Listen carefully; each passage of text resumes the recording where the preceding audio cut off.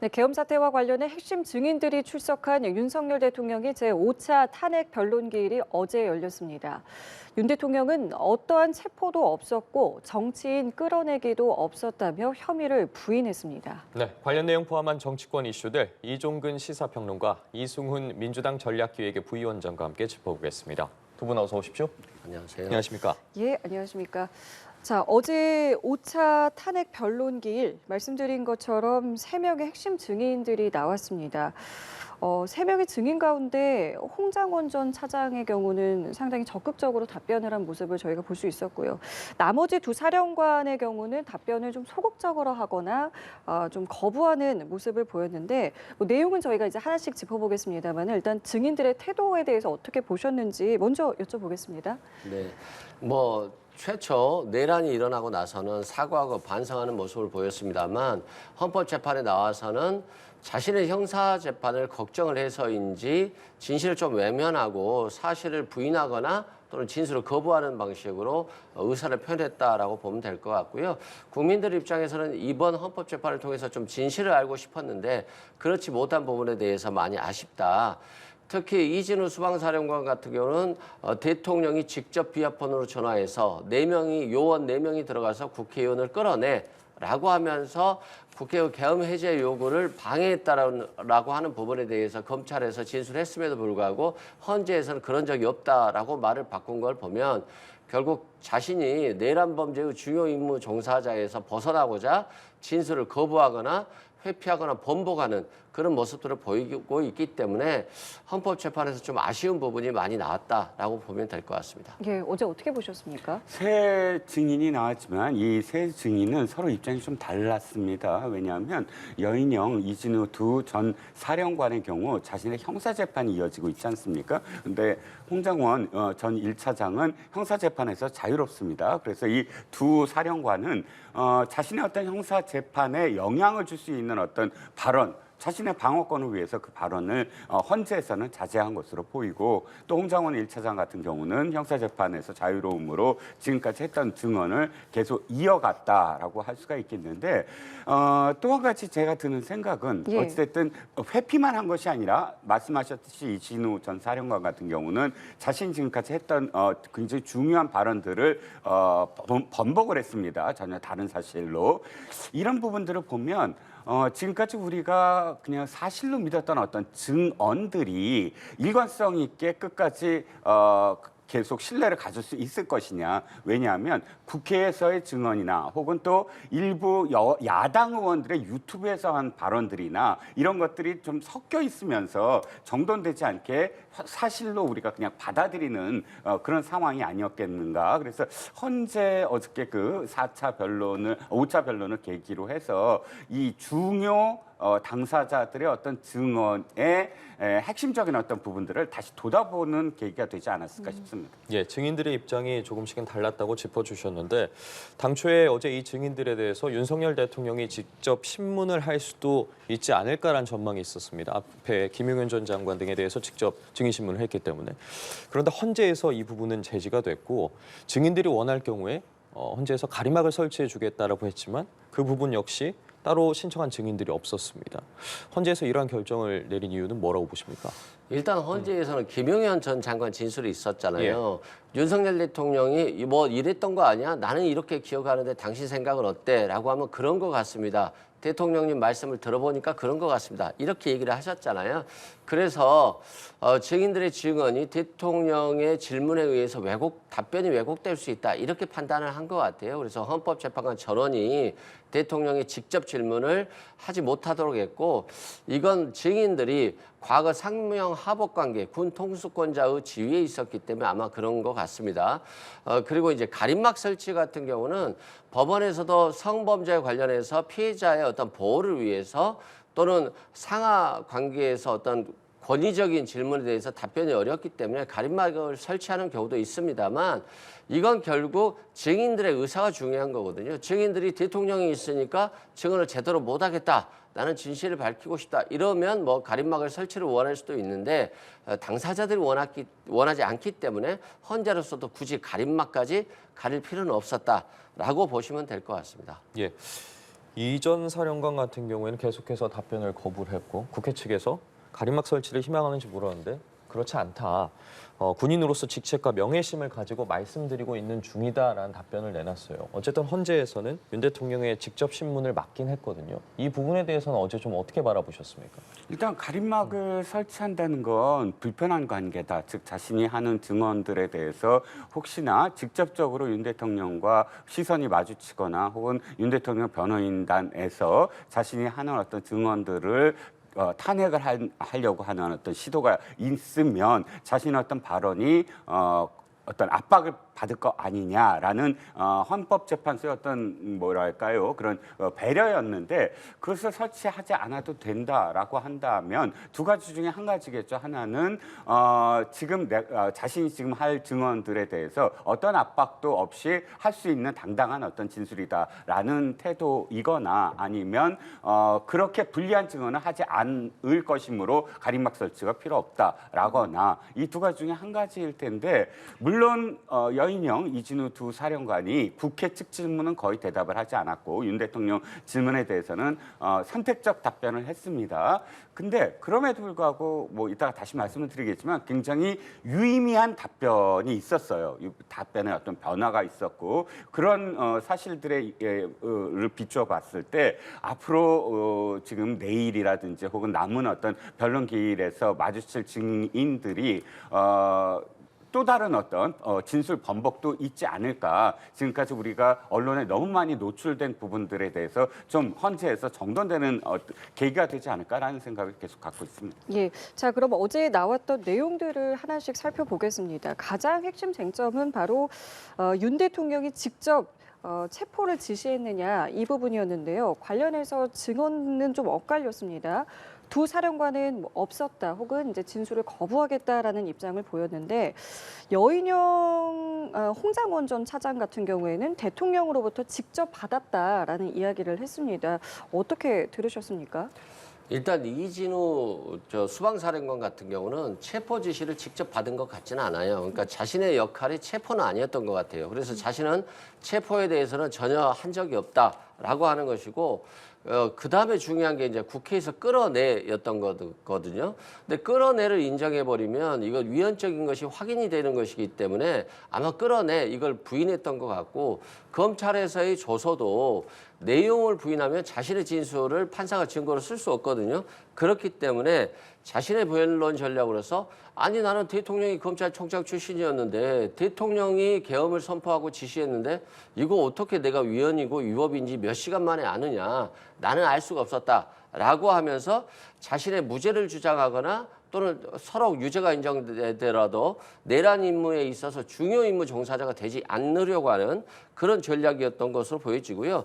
다만 여인영 방첩사령관 같은 경우는 대통령을 위한다라고 한다면 적극적으로 체포 명단이 없었다라고 주장을 해야 됐습니다만 여인영 방첩사령관은 조지호 경찰통장과도 직접 통화를 했고요.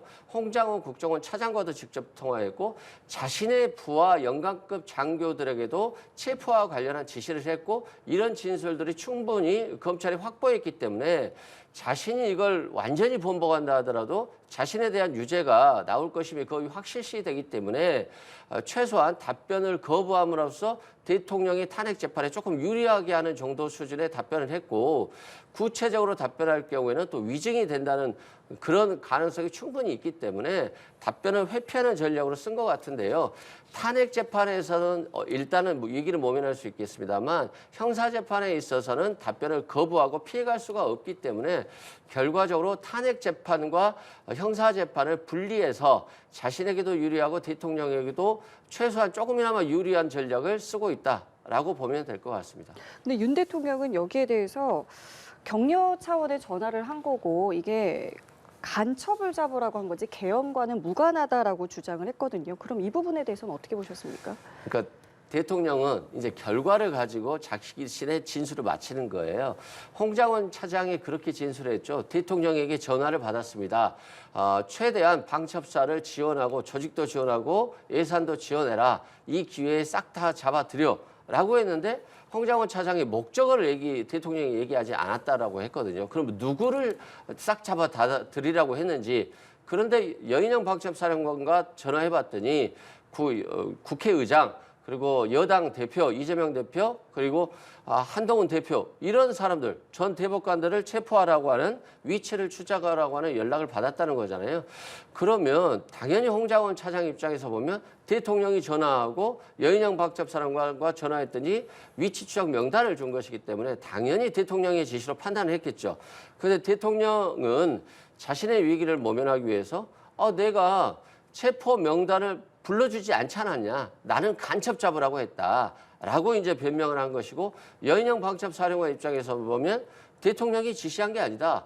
그리고 나중에 형사재판에서도 김영현 전 장관이 지시한 거다라고 한다면 대통령은 피해갈 수 있기 때문에 자신들의 목적은 최소한 대통령을 탄핵에서 탄핵이 되지 않도록 하는 게 1차적 목표가 아니겠습니까? 대통령이 다시 복귀한다라고 한다면 여인영 방첩사령관이나 수방사령관에게는 더할 나위 없이 형사재판에 있어서도 굉장히 유리한 위치에 서겠죠. 그렇기 때문에 대통령을 보호하고 이걸 김영현 전 장관에게 몰아가면서 자신들의 책임도 줄여가는 그런 전략을 세웠는데 그게 형사재판에서 법관들을 설득하기는 좀 어려울 것으로 보여집니다. 네, 어떻게 보세요? 일단 가장 중요한 건 이겁니다. 지금 어저께의 그 변론 이전까지는 예. 대통령이 직접 사령관들에게 전화를 해서 지시를 했다. 홍장원 1차장에게 직접 지시를 했다. 이게 핵심적인 내용 아닙니까? 예. 그런데 그 내용들이 어저께 밝혀지기로는 일부 사실이 아닌 것처럼 증언이 나왔어요. 가장 중요한 게 이진우 수방사령관입니다. 이진우 전 사령관의 발언이 어떤 발언이 지금까지 있었냐면 4명이 한 명씩을 들쳐업고 나오라고 해라고 너무나 구체적인 어떤 지시 내용이 있어요. 그러니까 4인 1조로 국회의원들을 전부 체포하라라는 지시로 들리거든요. 이 발언이 사실은 굉장히 엄청난 파장을 지금까지 일으켰습니다. 와, 대통령이 국회의원에 대해서 체포를 아주 구체적으로 디테일하게 지시했다. 이렇게 읽히잖아요. 근데 그 내용과 관련해서 부인을 했습니다. 대통령은 체포 지시도 또 상대적으로 국회의 의결 저지 지시도 없었다라고 명확히 얘기를 했거든요. 그다음에 공소장에 남아 있는 내 발언 내용은 대부분 사실이 아니다라고 부정을 했고 또 횟수도 다릅니다. 4차례라고 했는데 지금까지는 언론에서 한 차례 통화를 했다. 이렇게 자신이 지금까지 했던 그 어저께 이전의 발언들에 대해서 상당히 중요한 부분들은 전부 번복을 한 셈이고요. 자, 홍장훈 1차장 말씀까지 하셔서 그것도 덧붙이면 홍 차장이 싹 다 잡아들이라고 해라고 한 것에 목적가 없다는 건 사실 굉장히 중요한 얘기입니다. 왜냐하면 대통령이 직접적으로 국회의원들을 체포하라는 지시를 홍장훈 1차장한테 내렸느냐 안 내렸느냐가 결정되는 순간이거든요. 싹 다 잡아들이라고 해야 했는데 앞에 부분은 전혀 없고 근데 이제 방첩사령관이 명단을 불러줬다는 거예요. 네. 이 부분과 관련해서 정영식 당시 재판관, 헌법재판관이 계속 묻습니다. 그 문제의 메모 발언과 발언 홍장훈 1차장의 발언에 대해서 정영식 재판관이 문제 삼는 건 이거예요. 지금 국정원이 검거할 수 있는 수사권이 있느냐? 없거든요. 국정원은 이미 국내에 무슨 민간인들을 체포할 수사권도 없고 또 체포할 인력도 없습니다. 더군다나 홍장원 차장은 담당 파트가 해외 파트예요. 그런데 만약에 국정원장이 당시에 부재 중일 경우는 1차장이 국정원장을 대신할 수는 있습니다. 하지만 국정원장은 국내에 있었고 더군다나 국무회의에 참석을 했어요. 그러니까 1차장이 국정원의 모든 업무를 전부 다 이관해서 자신이 지휘할 수 없는 위치거든요. 또 대통령도 그 사실을 알고 있습니다. 이러다 보니까 검거 요청이라고 메모가 돼 있는데 아니 정영식 재판관이 이렇게 물어요. 지금 국정원이 검거할 수 있느냐? 요청을 받았다고 한다면 실질적으로 수사할 권한이나 혹은 체포할 인력이 있느냐? 없다라고 대답을 합니다. 그러면 이게 어떻게 되냐면 홍장원 1차장이 그렇게 스스로 추정한 것에 불과한 게 아니냐라는 그런 뉘앙스였거든요. 그래서 다시 말씀드리지만 이진우 사령관의 발언과 홍장원 1차장의 지금까지의 발언이 어저께의 증언으로서 일정 부분은 신빙성이 있을까라는 의혹이 생겨났다는 건 부인할 수 없죠. 네. 근데 이제 우리가 국정원장 있잖아요. 국정원장은 아마 대통령이 그렇게까지 신뢰하지 않는 것 같아요. 근데 지금 국정원 1차장 같은 경우는 대통령이 굉장히 신뢰했던 것 같고, 비록 해외 파트이지만 신뢰한 사람에게 얘기할 수 있었던 것이기 때문에 왜 1차장이 해외 파트를 담당하고 있는데 1차장한테 부탁했냐? 라고 하는 것은 그 둘 간의 아주 신뢰관계, 끈끈한 관계를 통해서 알 수 있다라고 보여지면 될 것 같고요. 그렇죠. 국정원 1차장은 지금 검거할 수 있는 조직이 없죠. 그렇기 때문에 방첩사령관이, 여인영 방첩사령관이 홍장훈 차장에게 전화해서 선배님 위치 좀 알려주세요 라고 하면서 우원식 국회의장, 이재명 대표, 그리고 한동훈 대표 등에 대한 이름을 알려준 겁니다. 그건 뭐냐면 위치를 알아서 이들이 어디에 있는지를 알아야지 체포하러 갈 수 있기 때문에, 결국 홍장훈 차장은 위치를 추적을 요청했다라고 하는 것은 결국 체포하려고, 방첩사령관이 체포하려고 한 거 아니냐, 이것에 대한 것인데, 그 약간의 빈틈을 이제 공격하고 있다라고 보면 될 것 같고요. 꼭 여인영 방첩사령관이 홍장훈 차장에게만 부탁한 것이 아니라 조지호 경찰청장에게도 부탁을 했고, 또 방첩사에서 직접 체포하려고 가려고 했다면 자신의 부하인 영관급 장교 또 부대원들에게 지시를 내렸을 겁니다. 근데 이들에 대한 조사도 이미 마쳤는데, 문제는 이들이 헌법재판에는 나오지 않기 때문에 결국 형사재판에서만 얘기하는데, 형사재판은 공개재판이 아닌 거잖아요. 헌법재판은 공개재판이기 때문에 공개를 통해서, 영상을 통해서 대통령에 대한 분리를 진술하지 않은 것이지, 아마도 형사재판에서는 결과적으로 탄핵 재판 결정이 나온 이후에 이 여인영 방첩사령관이 다시 한번 진술이 변경될 가능성이 있어 보입니다. 정영식 재판관이 뭐 약간의 빈틈을 공격했다라고 표현하는 건 좀 무리가 있지 않을까. 재판관인데 의문되는 점들을 물어봤다라는 그런 점이라고 생각을 하고요. 자, 이 상황을 다시 한번 좀 상식적으로 한번 우리가 이해해 보죠. 10시 53분에 통화를 했습니다. 이 통화가 10시 53분이라면 어떤 상황이었냐면, 지금 체포하라는 대부분의 사람들이 국회에 있을 시간이에요. 국회에서 11시 넘어서 다 들어와서 이제 뭐를 하죠? 지금 제의, 그러니까 지금 선포한 것을 다시 수정하라, 다시 수습하라라는 것을 의결했잖아요. 그러면 당시에 국회에 누가 어디에 있었다라는 정도의 보고는 계속 대통령실에 들어왔을 거라고 믿고요. 만약에 이런 어떤 지시, 그러니까 직접적으로 위치 추적을 하고 체포하라는 지시를 내리려고 한다면 국회에 가기 전이어야 돼요. 그렇지 않습니까? 자기 집에 있거나 혹은 어딘가에 숙소에 있거나 어딘가에 음식점에 있거나 이런 시간대에, 그런 상황에서 빨리 체포를 해야지 국회로 들어가지 못하게 하고, 국회에 들어가서 이렇게 본회의에 의결하지 못하게 하는 의도이지 않습니까? 근데 그 시간대는 이미 다 들어가 있는데 위치 추적을 하라는 것도 말이 안 되고, 또 체포를 하라는 것도, 체포를 하려면 국회에 들어간 수방사나 특전사 707 부대가 체포를 해야지 국정원이 지금 이걸 업무를 맡아서 할 수 없는 시간대였다는 거. 결국은 방첩사령부, 어저께 정영식 재판관의 마지막 질문도 이거였거든요. 방첩사령부는 방첩, 즉 정보가 굉장히 생명인데 그 명단을 전화로 그때 불러준다는 게 가능한가? 근데 결국은 어쨌든 지금 그 홍장원 1차장이 정확히 기재를 하지 못한 점에 대해서 죄송하다라고 사과의 말을 지금 할 정도로 빈틈이 약간이 아니라 굉장히 많았다. 라고 보여집니다. 알겠습니다. 자, 그렇기 때문에 지금 윤 대통령 측에서는 아까 진술의 신빙성이라는 표현을 하셨는데, 통신 기록을 이제 조회를 해보자. 이게 지금 그러니까 결국에는 진술에 이게 신빙성이 있는지 부분을 좀 따져보겠다라는 부분인데요. 이거를 통신 기록 조회를 하면 어떻게 될 것 같으세요? 뭐 통신 기록을 조회하더라도 예. 통화 내용, 대화를 들을 수는 없잖아요. 예. 결국 누구와 통화했다, 이것만 나오는 건데, 아마도 윤석열 대통령 측에서는 홍장원 차장이 계엄 사태 이후에 민주당 의원들하고 통화 내역이 나올 수 있잖아요. 그럼 그 통화 내용 갖고 여봐라, 이렇게 많이 통화했지 않냐. 그러니까 홍장원 차장의 말에 믿을 수 없다, 진술에 신빙성이 없다, 이건 정치적인 것이다 라고 이제 공략하기 위한 것이지, 홍장원 차장과 야당 국회의원 간의 통화 내용 자체가 녹음되지 않은 상황에서는 그냥 정치적 공세일 뿐이다라고 생각되고요. 우리가 포고령 1호를 보면 될 것 같아요. 여인영 방첩사령관이 아무리 바보 같다 할지라도 계엄이 선포되기 전에 체포할 수는 없고 계엄이 선포되기 전에 위치 추적을 할 수는 없죠. 그럼 포고령 1호가 뭐죠?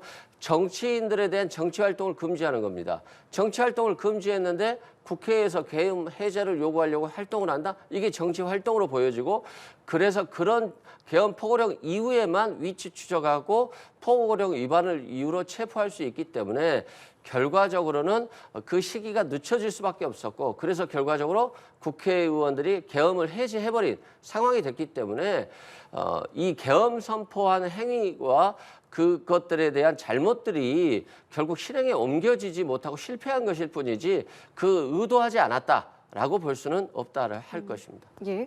그 전화에 대한 내역은 이걸 것 같아요. 뭐냐면 말씀하셨듯이 그 민주당이나 혹은 또 다른 세력에 대한 정보 유출 가능성 이걸 텐데 이 다툼은 어떤 다툼이냐?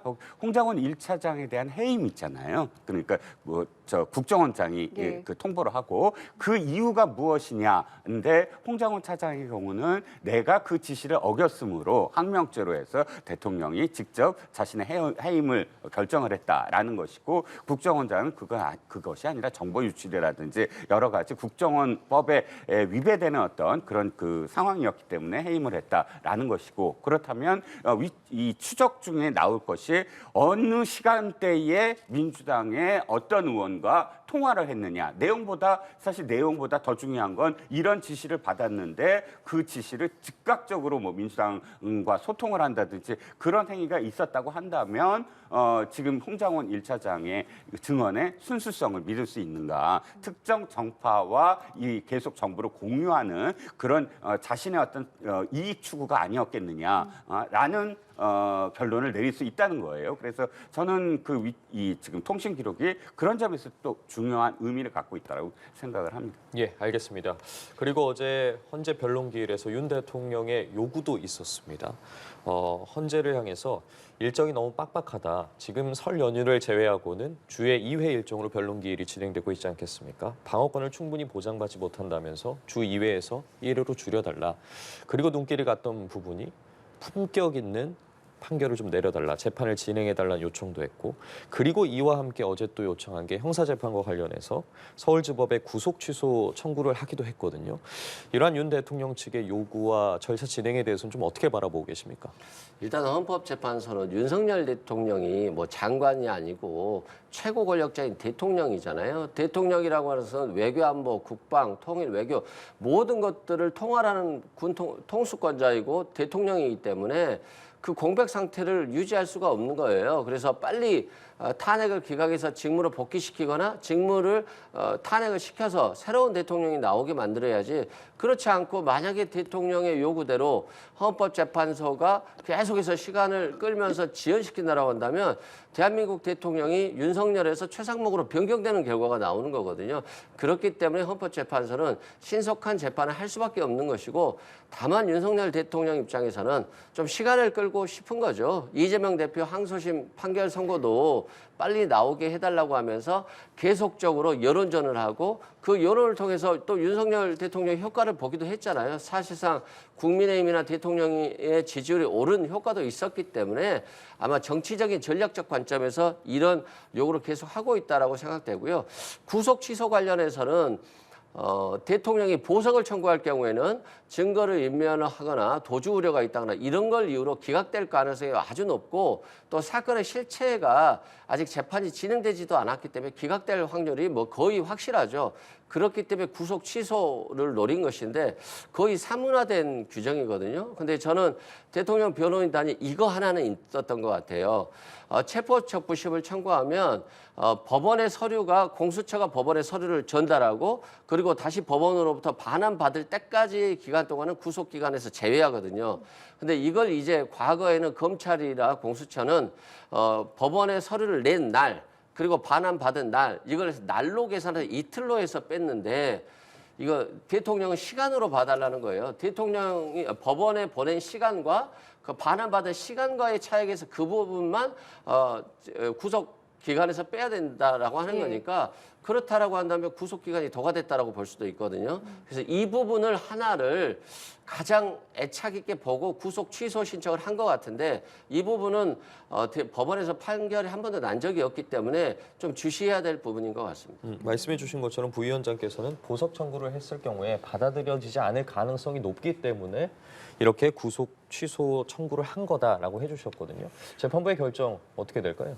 제가 아는 범위 내에서는 보석 청구가 더 유하지요. 왜냐하면 구속 취소 청구는 구속 자체가 잘못됐다라는 것이고 예. 보석 청구는 구속의 사유는 인정을 하되 특정 어떤 조건을 붙여서 그 조건 하에서만 일시 그런 석방이니까 구속 취소가 사실은 더 받아들여지기 힘든 거거든요. 보석 청구보다. 예. 근데 그럼에도 불구하고 왜 하느냐? 저는 둘 다 할 것 같아요. 둘 다. 모든 걸 다 하실 것 같고, 다 할 것 같고, 구속 취소 청구 자체부터 이 다툼, 뭐 변호사님 잘 설명해 주셨지만 구속의 어떤 정당성이 결여돼 있다. 절차적 정당성이 결여돼 있다. 도과 기간만이 아니고 역시 되풀이할 겁니다. 수사권 없음. 그러니까 공수처의 수사권 없음. 그리고 수사권 없는데도 불구하고 영장 청구권도 없음. 그런데 그 수사권 영장 청구권이 다 없는데 나온 구속 영장이 지금 집행돼서 자신이 구속돼 있으므로 그것의 정당성을 따지겠다. 법적인 모든 어떤 부분에서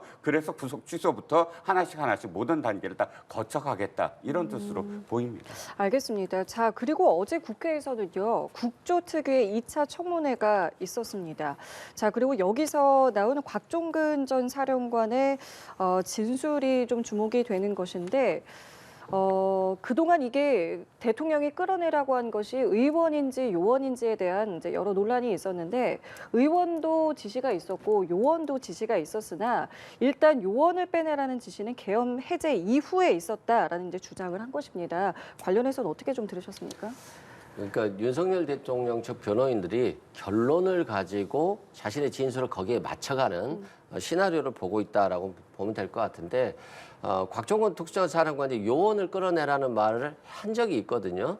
그렇기 때문에 대통령이 지시를 국회의원을 끌어내라고 한 것이 아니라 요원을 끌어내라고 한 것이고 계엄을 해제를 요구한 것이 해제됐기 때문에 그만하라, 군병력을 철수시킨 것이다. 이렇게 이제 말을 맞춰가는 건데 곽종근 특수사령관은 그런 겁니다. 대통령이 전화가 왔을 때는 그때 요원이 국회 안에 없었기 때문에 요원을 끌어낼 수는 없고 국회의원을 끌어내라고 한 것이다. 그래서 대통령의 말이 틀리고 자신은 진실한 말을 하고 있다. 라고 이제 말씀드리는 거고요. 요즘에 한간에 이런 얘기가 있어요.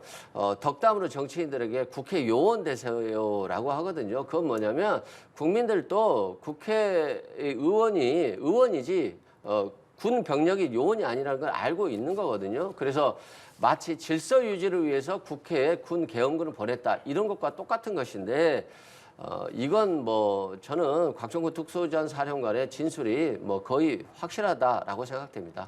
근데 제가 한 가지 궁금한 거는 이제 그러니까 내일 이제 변론기일에 곽종근 전 사령관도 증인으로 출석을 하지 않겠습니까? 조금 전에 말씀하셨을 때 증인들이 국회에서 가서 하는 이야기와 헌재에서 가서 하는 이야기가 번복된다라고 말씀을 앞서 해주셨는데 내일 진술은 어떨 것 같으세요? 지금 어제 했던 주장 그대로 가져갈 것 같으십니까? 곽종근 사령관도 어쨌든 자신의 형량을 줄여야 됩니다. 자신의 형량을 줄여야 되고 헌법재판소의 재판 과정, 심리 과정은 자신과 무관하다기보단 자신의 형량과는 문제가 없어요. 그러니까 대통령의 파면을 다루는 곳이거든요. 근데 자신의 증언이 만약에 조금이라도 엇갈린다, 그러면 형사재판에서의 자신의 형량에 문제가 생깁니다. 그래서 두 사령관이 어저께도 발언에 대해서 굉장히 조심스러워했던 것이고요. 저는 곽종근 사령관도 내일 일정 부분의 증언과 관련돼서는 증언을 하지 않을 가능성이 있는데 앞서 두 사령관과 좀 다른 점은 두 사령관은 국회 측 질문에 절대 발언을 하지 않았는데 곽종근 사령관은 거꾸로 대통령 측 그 변호인단의 신문에 대해서는 입을 다물 가능성이 크다. 왜냐하면 내일 기일이 이미 잡혀 있잖아요. 자신이 출석할 거 잡혀 있는데도 불구하고 어저께 국회에 나와서 발언에 발언의 일관성을 유지를 했단 말이죠. 그건 어느 정도 자신이 이틀 후에 갈 헌법재판소에서 당연히 그 문제가 쟁점이 될 것이고, 또 어저께 그 상황에서 국민의힘 의원들이 지금 곽종근 사령관의 발언을 탄핵한, 증언을 탄핵하는 어떤 그 방법이 뭐냐면 김병주 의원과 또는 박선원 의원과의 관계 문제, 예. 그리고 네트워크 문제, 그 문제를 굉장히 공격을 많이 했습니다. 그렇다면 그것이 그대로 내일 헌법재판소에서도 아마 대통령 측 변호인단의 그 신문 내용에 당연히 포함되어 있을 것이거든요. 그래서 저는 곽종훈 사령관도 내일 특정한 질문과 관련돼서 자신이 했던 발언을 되풀이하지 않으려고 이 발언을 이제 진술 거부를 할 가능성도 있어 보입니다. 예. 이 실제로 지금 여당에서도 어제 지금 말씀하신 것처럼 이제 야당의 회유 가능성도 이야기를 했는데 이제 내일 또 진술을 해야 되지 않겠습니까? 어떤 모습 보여줄 것 같으세요? 아마 곽정근 특수전사령관은 그대로 기존 의견을 유지할 것으로 보여져요.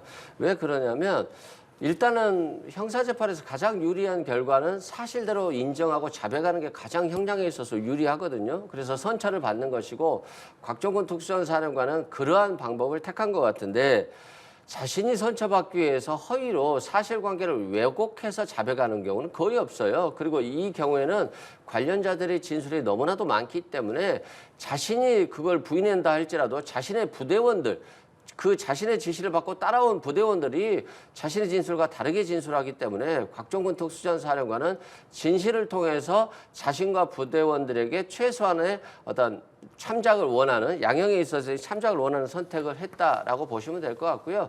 결과적으로 형사재판에서는 그게 인정되겠습니다만, 일단 탄핵재판을 계속해서 좀 흐리게 하려고 하는, 이게 민주당의 탓으로 회의에 의해서 진술이 왜곡됐다라고 하는 부분을 정치적으로 공략하는 것이 윤석열 대통령 측의 지금 계산이지 않나 싶습니다. 예, 어제 이 국회 청문회에서 이상민 전 장관도 출석을 했습니다만 여전히 증언을 거부했습니다. 증언 선서도 하지 않았는데 증인으로 함께 출석한 게 이제 소방청장이거든요. 지금 계속해서 나오고 있는 이야기가 단전 단수 요청 시 조치하라는 말을 들었냐, 이 부분에 대한 부분이지 않겠습니까? 네. 소방청장은 그렇게 들었다, 그렇게 기억하고 있다라고 답변을 했습니다. 네. 이 전 장관 측은 계속해서 답변을 하지 않고 있는 상황이고요. 네. 이 부분에 대해서는 좀 어떻게 바라보겠습니까? 이 장관은 아직 이제 재판에 기소되지 않은 단계지요. 자신도 아마도 기소할 가능성이 지금 높아지고 있고, 그러므로 이상민 장관 같은 경우는 두 가지 다 고려를 해야 될 것 같아요. 이상민 장관 입장으로 말씀을 드리는 예, 예. 겁니다. 그러니까 대통령의 최측근으로 불렸던 만큼 김영현 장관과 또 이상민 장관의 입장은 대통령의 헌법재판소에서의 그런 심리에 어느 정도는 자신들이 좀 도움을 줘야 되는 입장인 것, 그런 어떤 위치에 있고, 그런데 그럼에도 불구하고 자신도 이제 곧 형사 재판에 기소될 가능성이 높은데 자신의 어떤 그런 선처 내지는 형량을 줄여야 되는 어떤 재판 전략을 가져가야 되지 않겠습니까? 근데 이상민 장관은 또 판사 출신이잖아요. 그쵸. 그럼 법적으로 자신이 어떤 태도를 취하느냐가 자신한테 앞으로 굉장히 어떤 상황에서 유리할 건가 불리할 건가를 그 누구보다도 잘 아는 사람입니다. 그렇기 때문에 지금 어떤 발언을 한다고 해서 대통령한테 갑작스럽게 도움이 되거나 또는 어떤 발언을 한다고 해서 갑작스럽게 내가 형사재판에서 어느 정도 형량이 완화될까, 이런 판단을 하기에는 상당히 많은 부분이 지금 소방청장이라든지 이런 부분이 나왔기 때문에 이상민 장관의 어떤 고뇌가 좀 읽혀지는 그런 태도라고 할 수가 있겠죠. 예, 알겠습니다. 주제를 좀 바꿔보도록 하겠습니다. 이재명 대표 선거법 항소심을 하루 앞두고 헌재 위헌법률심판 재청을 신청을 했습니다. 일단 법원이 만약에 이를 받아들이게 된다면 헌재 결정이 나올 때까지 재판이 정지되지 않겠습니까? 당장 이 부분을 두고 국민의힘에서는 재판 지연하려는 전략 아니냐 비판하고 있거든요. 뭐 그렇게 비판할 수는 있겠습니다만, 아마 이재명 대표의 변호인들이 지금 허위사실 공표죄와 관련해서 뭐 재산을 허위로 신고하거나 경력이나 학력을 허위로 신고하거나 이런 것들에 대해서 명확하게 법률이 명확하다고 볼 수 있는데, 행위를 심판한다, 이 행위가 좀 불명확한 부분이 있어요. 도대체 행위가 구체적으로 말하는 것이 무엇인지, 자신의 기억에 반하는 진술을 한 것도 행위에 해당하는 것인지, 또 기억에 반하는지 여부를 검찰이나 법원이 판단할 수 있는지에 대한 굉장히 애매모호한 부분이 있어서 이 부분에 대해서 위헌법률 심판을 제청한 것으로 보여지고요. 다만 어떤 법률적 주장을 하더라도 재판부가 결정을 하는 거거든요. 만약에 헌법재판소에 회부를 했다라고 한다면 정말로 이 법률의 위헌성 여부에 대해서도 심각하게 고민을 한 것이니까 재판이 지연되더라도 이건 어쩔 수 없는 당연한 것이고요. 다만 만약에 이게 이 위헌법률 심판을 기각해버리면 어차피 똑같이 진행이 되는 겁니다. 그래서 아마 변호인들은 위헌법률 심판을 제청했는데 뭐 법적으로 법원의 판결에 따른 것이기 때문에 뭐 특별하게 지연되는 일은 별로 없을 것으로 보여집니다. 어떤 결정 내릴 거라고 보세요? 일단 헌법재판소에서 가면 헌법재판소는 이것이 이전에 어떤 판결을 내렸는가 자신들이 그걸 볼 겁니다. 그런데 보면 엄청나게 많이 이게 기각됐던 사건이에요. 아시다시피 이재명 대표 본인도 2019년도에 똑같은 사안을 똑같이 위헌법률 제청 신청을 했습니다. 어떻게 됐느냐? 기각됐어요. 그런데 이재명 대표만이 아니라 상당히 많은 사람들이 이 부분과 관련돼서 또 헌법재판소에 자신의 어떤 그 재판부에 신청을 해달라, 제소를 해달라라고 제기를 했다가 전부 다 기각된 사건입니다. 보통 호적 같은 경우, 예를 들어서 헌법재판소가 호적을 위헌이다라고 했을 때 상당한 시대적인 흐름이 있거든요. 그 시대의 흐름을 반영하는 것으로 보여져야 되는데 이미 이건 1년 전에 이미 각각 기각된 사건이에요. 1년 전에 똑같은 지금 그 헌법재판소에 들어갔던 심리를 맡았던 사건이거든요. 1년 동안 이렇게 갑작스럽게 달라질 수가 있을까요? 그러니까 헌법재판소는 당연히 기각할 건데 그것을 알고 있어서 지금까지 민주당 내에서도 굉장히 말렸거든요. 실익이 없다. 그런데 실익이 없는데도 불구하고 했다는 거 그만큼 지금 절박한 게 아니냐라는 점. 그런데 이것을 함으로써 왜 또 지금 불리해지냐면 헌법재판소에서 윤 대통령이 재판 지연을 위해서 여러 가지의 어떤 온갖 그런 술수를 하고 있다라고 비판을 하고 있었다가 지금 이렇게 그 위헌법률 신청을 하게 함으로써 할 말이 없게 되는 거 아니냐. 자신이 떳떳하게 재판에 임하면서 헌법재판소에 대한 윤 대통령의 태도를 비판해야 되는데 윤 대통령의 태도는 비판하면서 자신을 지연한다. 이런 비판에서 헤어나올 수 없는 그런 판단이다라고 생각을 합니다. 알겠습니다. 오늘 두 분 말씀은 여기까지 함께하겠습니다. 지금까지 이종근 시사평론가, 이승훈 민주당 전략기획위 부위원장과 함께했습니다. 두 분 감사합니다. 맞습니다.